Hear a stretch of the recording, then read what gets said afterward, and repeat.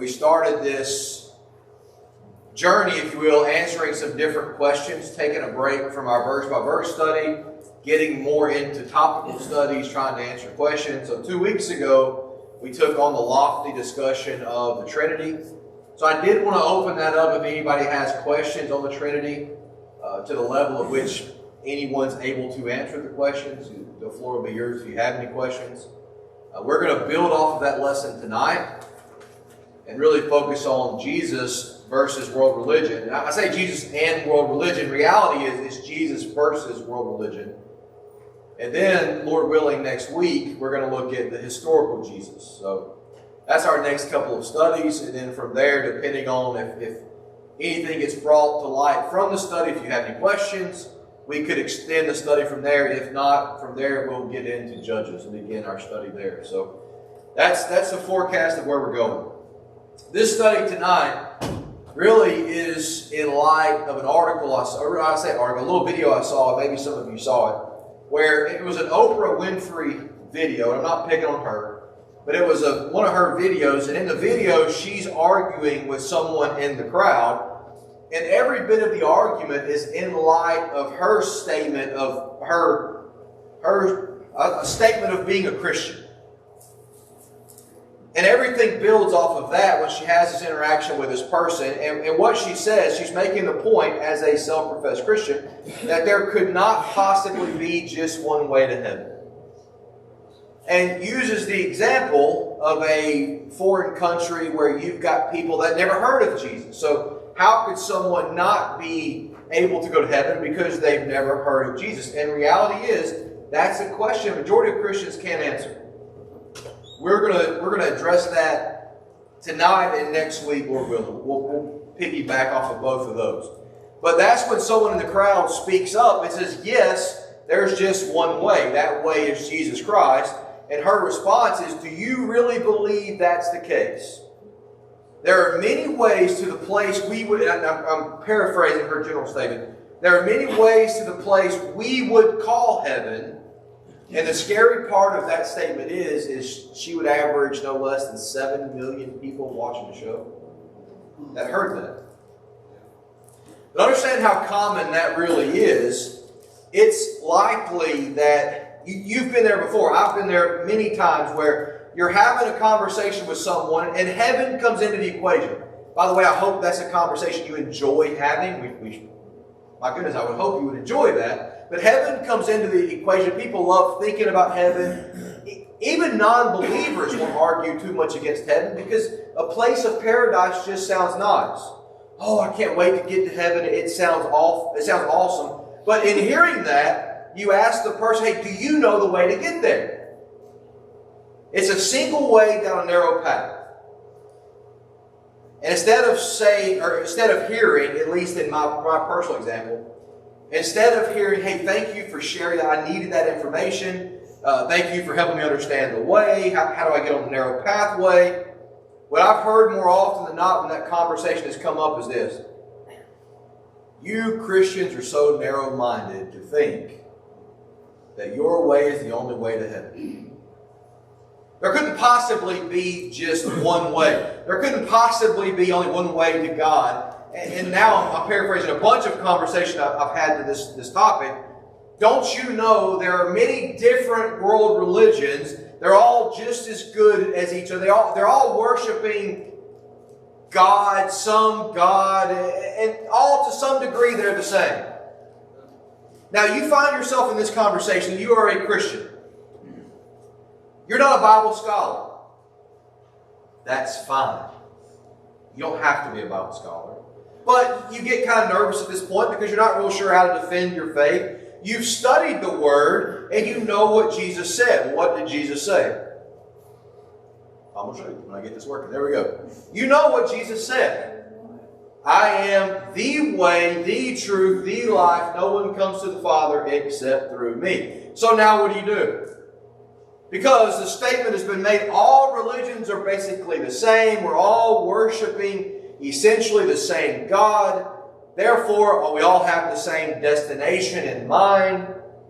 Now, you might hear that and you think, okay, well, I've never studied world religion. I don't know what Islam teaches. I don't know what Buddhism, I don't know what they teach, but we'll even find ourselves questioning at times, can they all really be wrong? And Christianity only be right? And if that was the case, then what's the difference that separates it from the rest of the world? Well, the simple answer is yes, that's exactly what I'm saying. And the difference is Jesus.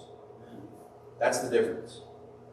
Jesus is what separates Christianity from the rest, which, by the way, is why I told you when we began the Trinity study 2 weeks ago, that one of the most argued points that the church is having to deal with is the direct attack on the divinity of Christ. Because if you can get Jesus out of the equation, if you can get his roadblock of all religion out of the way, then every religion is just as good as every other one. And really there's no point anyways. So think back to our lesson we had on the Trinity a couple of weeks ago. We looked at that to understand a very important point to then be able to build off of that. And the point is, who is God really?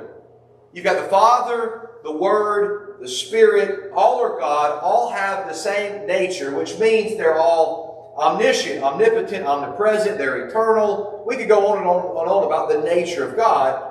And yet we really highlighted the fact that they're all distinct persons, which is how we see in the Bible them interacting with each other. We see them all at the baptism of Christ. But again, it's the argument around Jesus that gets so much attention. Well, hang on there, Christian. Jesus isn't God. He never said he was God. And again, I can't tell you how many times I've heard this. We talked about this quite a bit in the Trinity, so I'm not going to go back through all of this. But why do you think he says statements like this? John chapter 8, Jesus is dealing with the Pharisees, and in that, they're holding their hat on, we're the descendants of Abraham. He's our father. They said, well, before Abraham was, I am. Very specific, because I told you that they didn't go around saying, well, I'm God, you're God. They didn't use that language. God's name. When Moses asked God, who should I say you are? What answer did Moses give, or did God give Moses? I am. That was his self-given name. Jesus said, if you've seen me, you've seen the Father. Now, Bob brought this verse up a couple of weeks ago. We were going to get to this last week, but Paul even affirmed this, and this is where we were going to get to. We kind of ran out of time. Paul affirms his deity. Philippians 2 verse 5 says, let this mind be in you, which was also in Christ Jesus. Who? So Christ Jesus is the context here. Christ. Who, being in the form of God, did not consider robbery to be equal with God, but made himself of no reputation, taking the form of a bondservant and coming in the likeness of man. So that phrase, who being in the form of God, means it's his pre-incarnate nature. That's not saying it's something Jesus could ascribe to. He could be good enough to become God. He is God. He's equal with God because he is God, who then made himself of no reputation by taking on flesh. John 10:30, I and the Father are one. It's actually a very common thing in the Bible that Jesus does attest to. Maybe one of the most telling, and I briefly alluded to it in the Trinity study, but we kind of blow by this when Jesus uses the Son of Man title. That is an incredible messianic title. Because that goes back to Daniel chapter 7, and you've got the Son of Man will ascend to the Ancient of Days. That's a divinic, messianic title. And then Jesus uses that same title in the New Testament, Son of Man.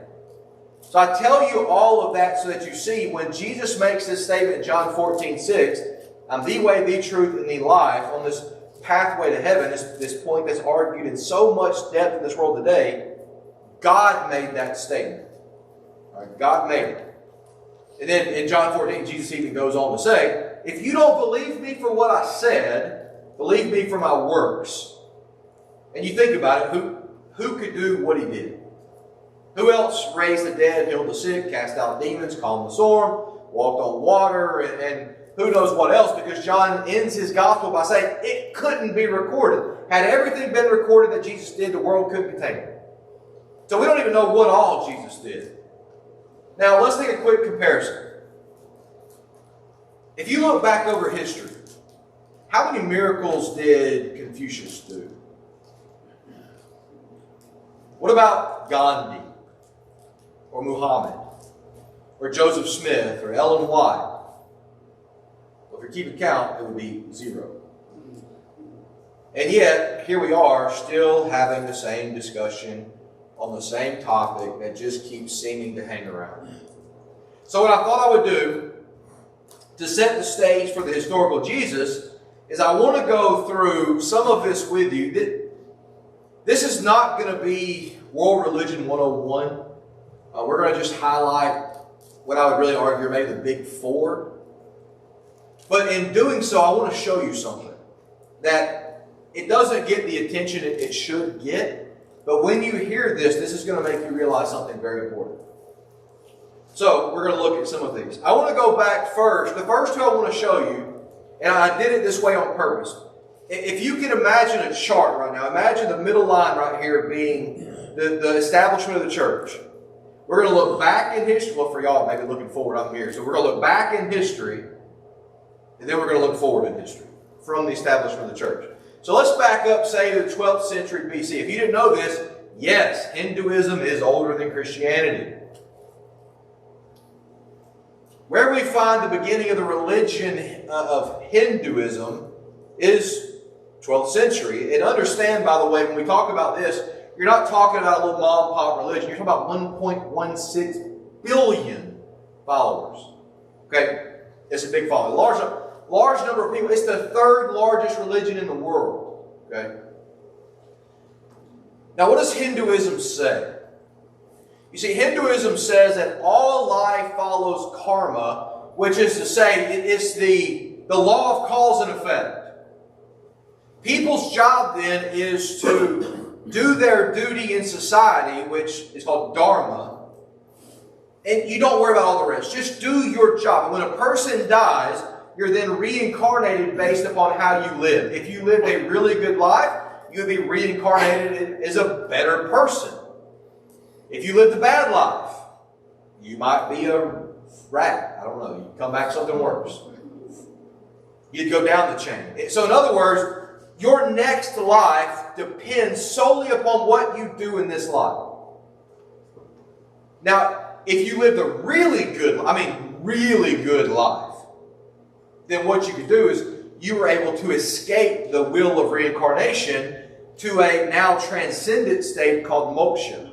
So you've broke the cycle, now you get to go to this transcendent state above it all. You're worshiping the one main God called Brahma, who is their creator. They have a lot of lesser gods, Vishnu, Shiva. You've seen the Hindu god Ganesha, which is like the elephant head. I mean, you've seen this stuff all over the place.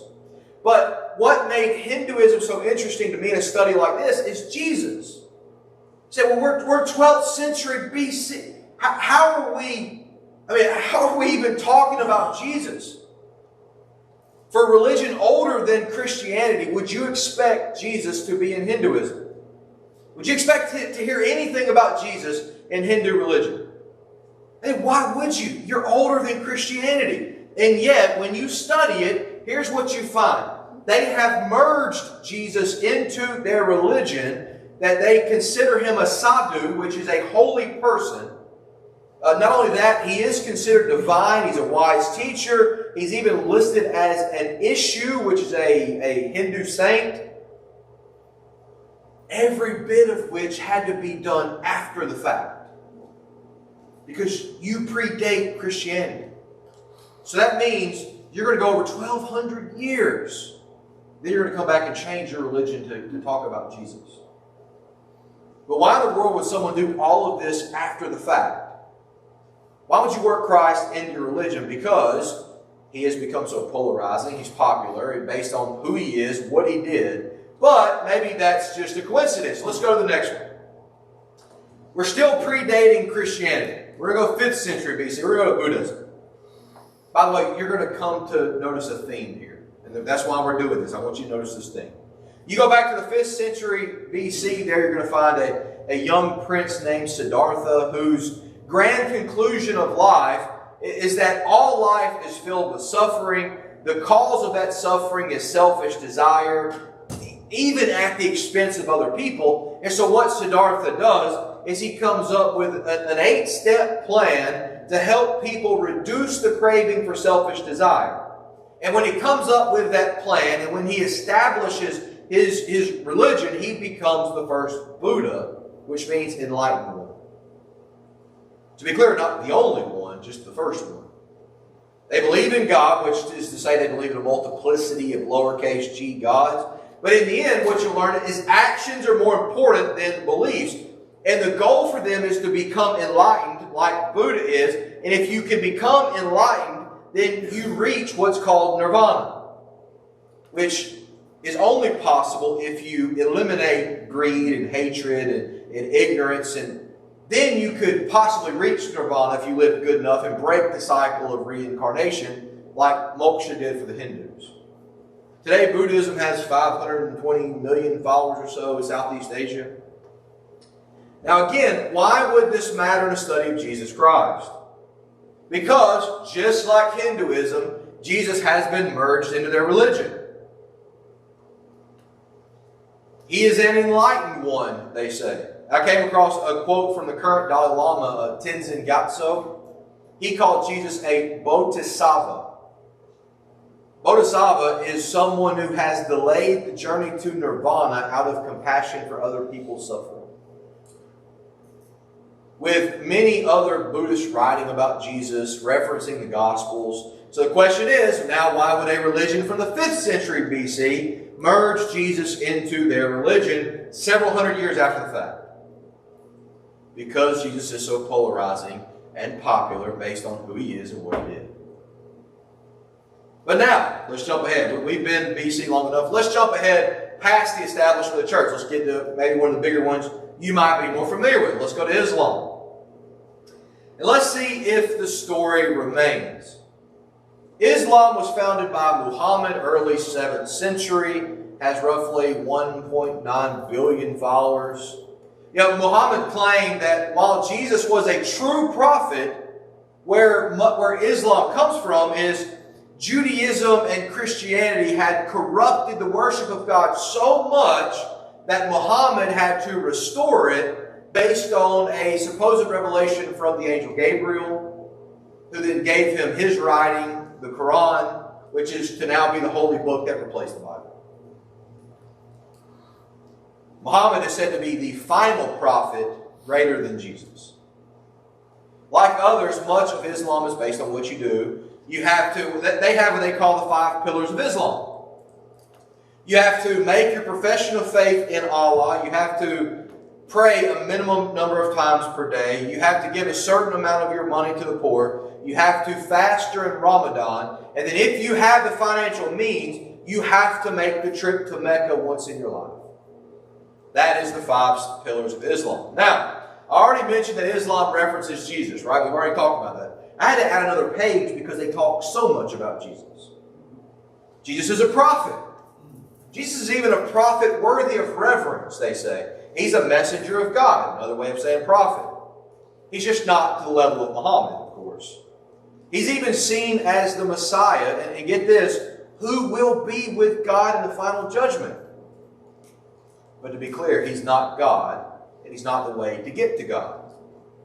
Only the Quran is the holy book, and getting to heaven is based on performing good deeds in this life. By this point, Christianity is always around. So why is Jesus now merged into a part of this Islam religion then? Are you noticing a theme yet? Who just keeps showing up in all these different religions? Jesus just keeps seemingly being there. In fact, what I found really interesting, the only other group in the top 5 really is not a religion anyways. It's actually the exact opposite of that. It's the agnostics. But yet they cracked that list of being in the top 5 of these groups. They have 1.1 billion who claim to be either agnostic or atheistic. And what agnostics claim is they claim that there's nothing a person can know of God or of His existence, anything beyond the physical in general. Compared then to an atheist who just outright doesn't believe in the existence of God. What I found interesting about atheism, would you venture to guess at which world religion atheists attack the most? I hear everybody whispering. No. Christianity. When you attack Christianity, who are you really attacking? You're taking God, but we're getting very specific. Jesus. So, and to be fair to them, you're attacking the world's largest religion. Christianity is number one in the world. Whether you want to call it true Christianity or not, it's number one religion in the world. 2.4 billion people as of last year. In the world we live in, it certainly doesn't feel that way. But it is. So, to be fair, you're attacking the largest, which kind of makes sense. And even the group that don't believe in Jesus or in Christ, they spend their time attacking Him. Now, in this brief exercise, what's been the theme? There's been two themes so far that I hope you've picked up on. First off, salvation.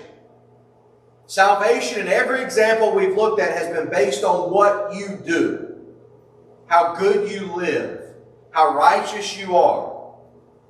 And then who kept coming up? Jesus. Those two themes run throughout every one of them. But I have another question.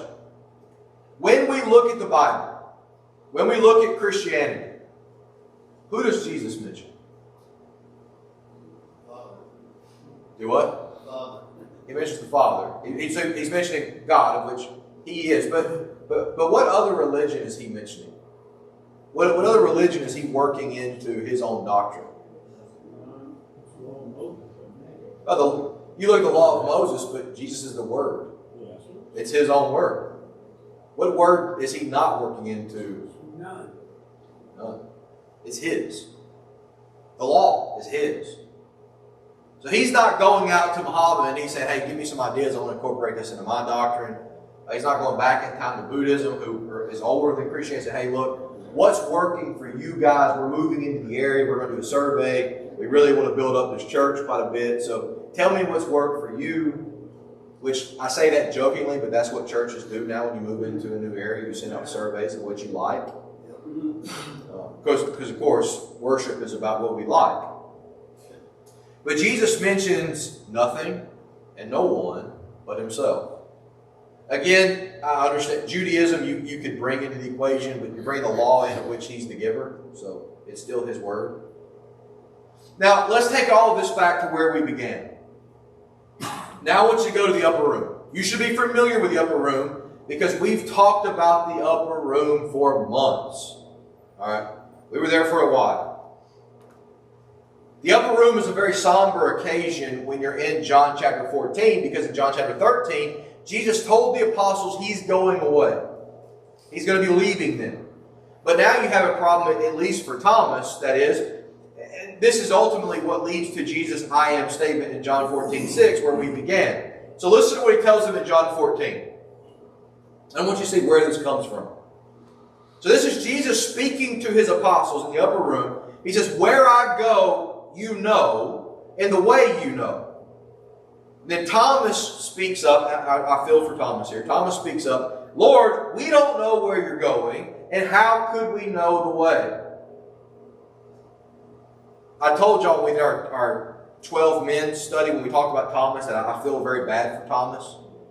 Thomas is remembered awful in history for doing the exact same thing everybody else did. But he's the one that got the black eye for it. Everyone doubted the resurrection. Yet he's the one that's called forever doubting Thomas. I'm going away, and when he said, my time to be glorified has come. Where I'm going, you know the way. Lord, we don't know where you're going. How can we know the way? Now, I emphasize this. Before you ever start to jump on Thomas, I want you to understand something very important. To the point, I actually respect the question. It was important enough to Thomas to ask the question. Should he have known the way? Yes. But when he's not sure, he doesn't just go, I think I know. I feel pretty good. I think I can get there. It's not a guy trying to, he and his wife going somewhere. Have you ever asked your husband, hey, do you know where we're going? And the guy's like, yeah, I think I know where it is. And then how quickly before you get lost? Unless you're me, I don't get lost. I take detours just for fun. I don't get lost. See, it's all in perspective. I don't get lost. Did you know that you don't have to be the greatest Bible scholar to go to heaven? What if Jesus said this? unless you can quote to me no less than 50 verses, book, chapter, and verse, in either Hebrew or Greek, you can't get there.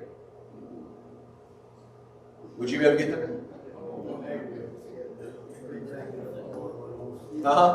Start trying to learn Greek real quick.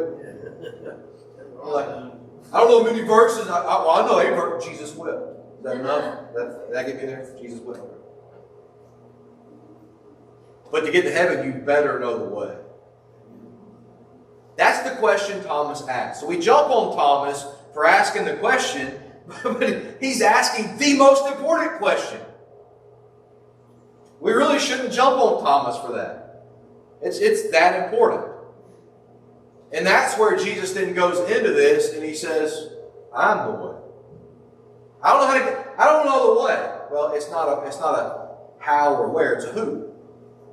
He says, I'm the way, the truth, and the life. Not one. Understand this. Not one single person goes to the Father except through Him. How many possibilities does that leave? There are no other. The article "the" removes all possibilities. Jesus alone is the image of the invisible God. He alone is the Savior. Salvation comes only through Jesus, and that leaves room for no one else. 3 specific statements he makes, and in looking at these, I want you to remember what was just said in all these other religions. They're all trying to go back to Jesus. They're trying to add Jesus in. Jesus is over here on his own and says, I'm the way, the truth, the life. There's no other way. By and large, most people do not have issues with Jesus. I know that sounds odd. They don't have issues with Jesus. Do you know that if you're not a Christian, you have no desire to be a Christian, your life would generally be better if you live according to the principles Christ taught? Doesn't matter if you want to be a Christian or not. Your life would generally be better. He did good things. He performed unbelievable miracles. But then when you say, well, He's the only way to heaven, oh, well, just hang on a second. Now, what about I'm going to give you a scenario. What about a country where Christianity is illegal? Not only is Christianity illegal, the Bible's illegal. Now what? So I said, well, that's not fair for them. They didn't have a really good leg forward to even try to be. That's where Christianity is growing the fastest right now. Here where it's easy is where we're declining. So we feel sorry for it. And there's persecution we should care about, but they're growing faster. But even then it wouldn't matter because Jesus has been added to everything. Everything you read, He's in it. To remove Jesus, you'd have to scrub everything. When He says, I'm the way, that's a very specific statement. When the church first began, were the followers of Christ immediately called Christians? No. No? Several years. Several years later. In fact, in the beginning, when you called a person a Christian, according to Tacitus, it was a derogatory term. You were basically making fun of them to call somebody a Christian. What were they called in the beginning? Followers of the way. So when Jesus says, I'm the way, He's being very specific. But there's something so counterintuitive to the idea of Jesus that just blows people's mind, and they can't get past this. This is honestly a lot of the problem because it removes ourselves from the price of salvation, and people in the world think everything has to be dependent upon us. It doesn't remove the requirement of our obedience, but not in the cost of salvation. What was something you noticed in every other religion we talked about? And I know we only talked about a few, and then we 30,000 footed those. What was something you noticed? If you're a Buddhist, you can only reach nirvana by acting and speaking the right manner, living with the right intentions. It's about what you do. Hinduism is about your attitude, is your behavior. You can only come to moksha and be freed from the cycle of reincarnation by selfless devotion to service. You have to master, and I'm going to quote, you have to master the actions that appease the gods. That is a quote. And if you can do that, then salvation is yours. If you're a Muslim, salvation comes so long as your good deeds outweigh your bad deeds. If you can do enough of the things that the Quran says, Muhammad says, say enough of the right things, that should get you into heaven. If you're looking for the shortcut, you're not interested in doing all that, martyrdom is the only guaranteed way to get you into the greater existence. Do what? Oh, it's not there. And again, there are many that we did not touch on. Taoism, Shinto, Judaism, Jehovah's Witness, Mormonism. A lot we didn't touch on. Do what? Oh. And we can go on and on, but there's a common theme in all of them. It centers on what you do and how good you live. That's the thing. Yes, David. Quickly. Okay. So You don't have to look at your watch. We're not going to the election now. Just quickly, man. Sorry. You got like 15 seconds. Okay. Look. Jesus, he asked them, who do men say that I am?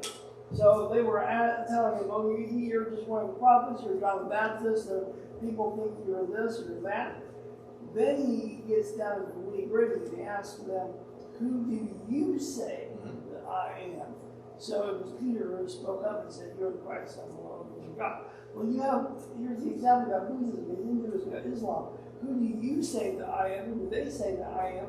Well, they say that Jesus is enlightened, that he's a good teacher, that he's just a good man, but they deny his divinity. They deny the divinity. Who do we as Christians say that Jesus is? Well, that's the most important. That's the profession of faith, right? You're saying, you're confessing Christ is the Son of God. That is our profession of faith and recognizing who He is. But every one of these religions we talked about center and base everything on what you do. Christianity comes in, and Christianity all of a sudden starts emphasizing the reality of sin. And I say Christianity does. Judaism should have been doing that. That was what the law was highlighting, and yet we see how quickly they deviated from the law. But then here's Christ, and He's bringing this reality that you're separated from God because of your choices, and there's nothing you can do that'll close the gap. You made a choice, and you separated yourself from God. You did. No one else, you. Because God is just, He has to punish sin. And yet at the same time, we learn He's also the justifier. So when Jesus says, I'm the way, He's saying that it's through Him. You can't add to your salvation. You can't earn your salvation. It's only through an obedient faith, submitting yourself to Christ and what He did. So when someone asks me, do you really think there's only one way to heaven? Yes, absolutely I do. Do you want to know why I say that? Because I understand the value of something. The value of anything is the cost paid for it. You can say, well, I've got this, I don't know, I think it's like a 6-year-old Apple Watch right now. It may be older than that. It's got 2 cracks on the screen. It's worth $1 million. If I want to buy it, then it's not worth anything. The cost of something, the value of something, is the cost paid for it. So, for Jesus to say that, remove self and realize that the price had to be paid by someone greater. Now, what about the next statement, the truth? The truth is a funny one. It shouldn't be funny, but it is. Because now you get into this, you mean to tell me there's just one truth? Let me tell you the dumbest statement I've ever heard. Well, I can't say it. In the world we live in today, I can't say that. Let me tell you one of the dumbest statements I've heard. You have your truth. I have my truth. Do you hear how ridiculous that sounds? That then implies there can be no truth. Because your truth isn't going to be my truth. That's one of the most ridiculous things I've heard. And by the way, that then also makes the assumption that we get to decide what truth is. Do you know why some people reject the reality of an objective truth? When I say objective truth, it's a truth based on an object. So in this case, it's objective truth is, and same with objective morality, it's based on God, the object of those things. Okay? But why would someone reject an objective truth? Well, some just don't care. Some don't understand the reality of sin, the seriousness of sin. And some just don't have a desire to be changed by what God says in the first place. And yet the unfortunate thing is there is an incredible amount of grace in the Bible to reveal for us the truth, because you don't have to wonder what truth is. Think about this. We're in an election year, right? So have y'all been hearing the political ads nonstop? People talking about things.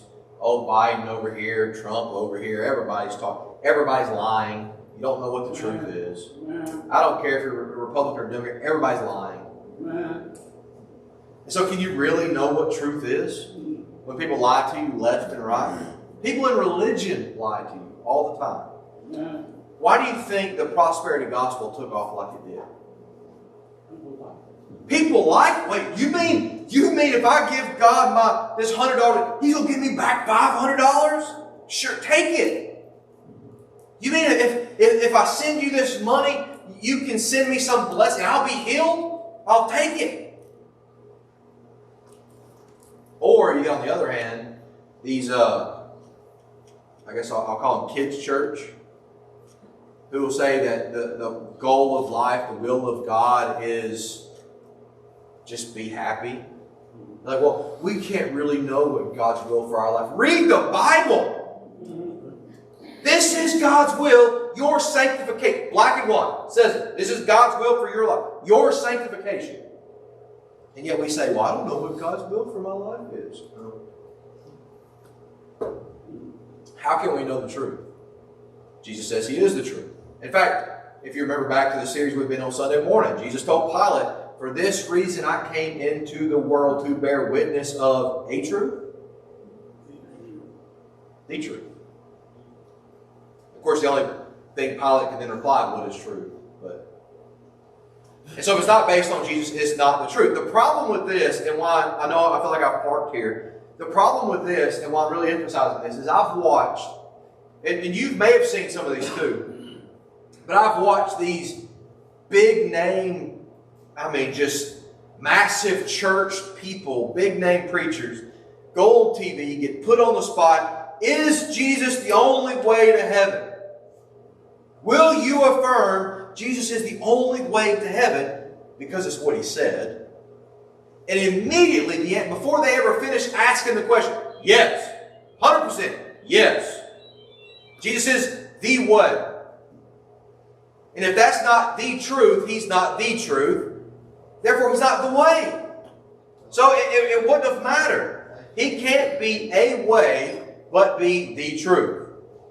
Reality is you can't go to heaven without Jesus. But then they flop all around. Oh goodness. They flop all around this because they're more worried about offending others than recognizing the truth. More worried about hurting somebody's feelings because saying, well, that's not love and God has got to love. No, you don't love someone if you let them believe a lie. To love someone is to tell them the truth. It doesn't take love to let someone believe a lie. Then the last one, Jesus said, I am the life. Now that word is interesting to me.